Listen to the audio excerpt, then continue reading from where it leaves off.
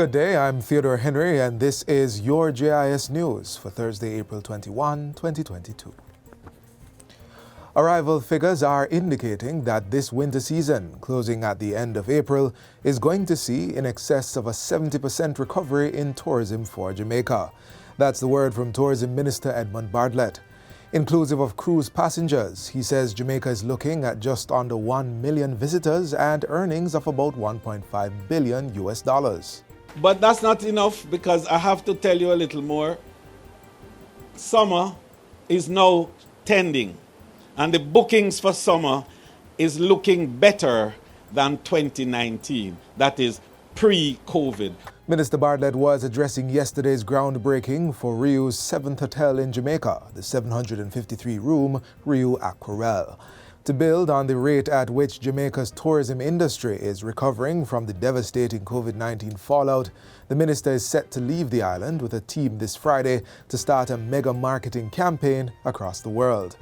The first stop is in the United Kingdom this weekend, where he will join Culture Minister Olivia Grange in promoting activities to mark Jamaica's 60th anniversary of independence. The tourism team will move on to New York to stimulate travel from the U.S. northeastern seaboard, inclusive of New Jersey, Connecticut, extending to Boston. And then we leave from there and we hit the new market of the Middle East. We're meeting with all the mega airlines.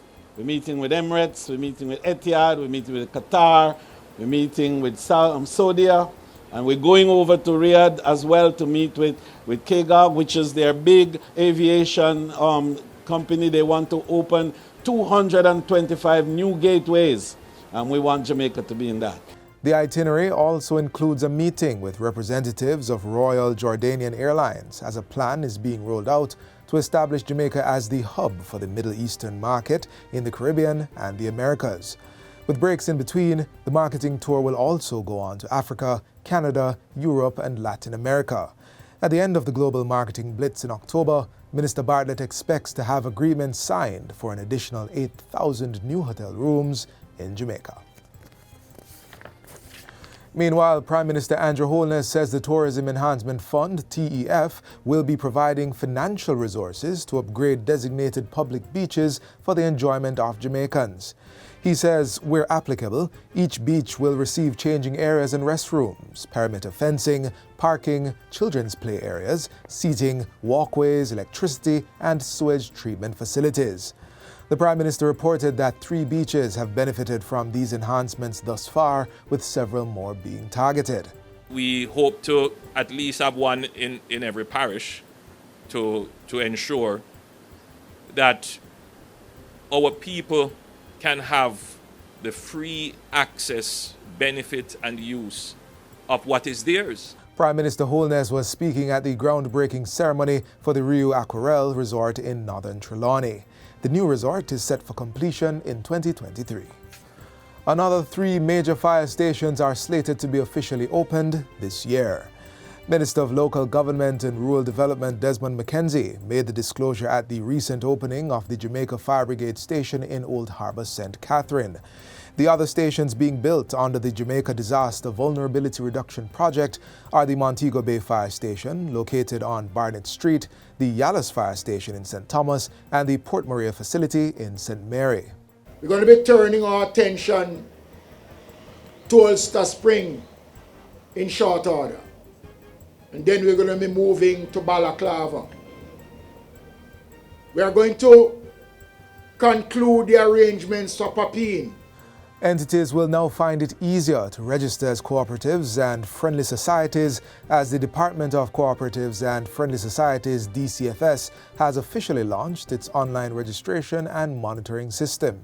Minister of State in the Ministry of Industry, Investment and Commerce, Norman Dunn, says the project aims to reduce the delays faced in completing registration, as well as to improve data management and reporting and strengthen the department's capacity to develop social organizations.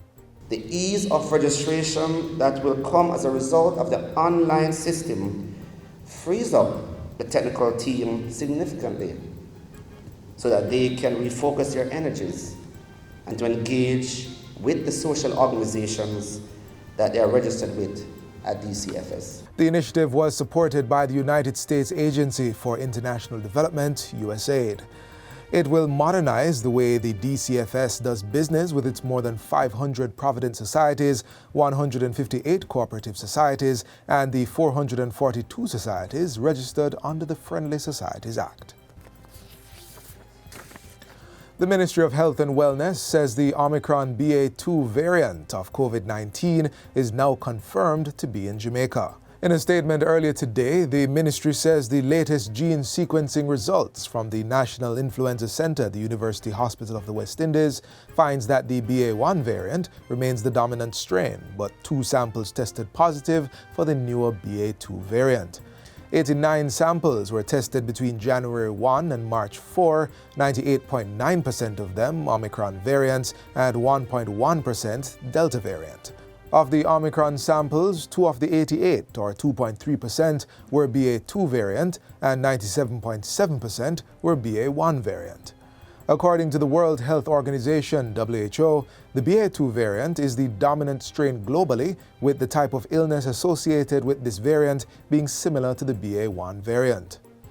Chief Medical Officer Dr. Jacqueline Bisesa-McKenzie is cautioning that while the majority of cases appear to be mild, this is a highly transmissible variant which may result in an increase in number of COVID-19 cases. This puts persons with comorbidities at greater risk for contracting the virus and developing severe illness, while persons who have mild or no symptoms may be at risk for developing long COVID. Dr. Bisesa-McKenzie is urging members of the public to continue practicing infection prevention and control measures, including the wearing of masks, hand washing, physical distancing, and staying home if you are sick. Persons are also encouraged to visit any of the over 200 vaccination centers across the island and give themselves greater protection from the worst effects of COVID. And finally, the National Meteorological Service has discontinued the flash flood warning that was in effect for the island since Tuesday. The trough that caused major flooding in sections of Jamaica is expected to remain in the vicinity of the island for the next few days. Periods of showers and thunderstorms are anticipated across parts of most parishes during the afternoons. From Tuesday's rainfall, the search is still ongoing for one individual that was reported missing. And that's it for JIS News Today. I'm Theodore Henry.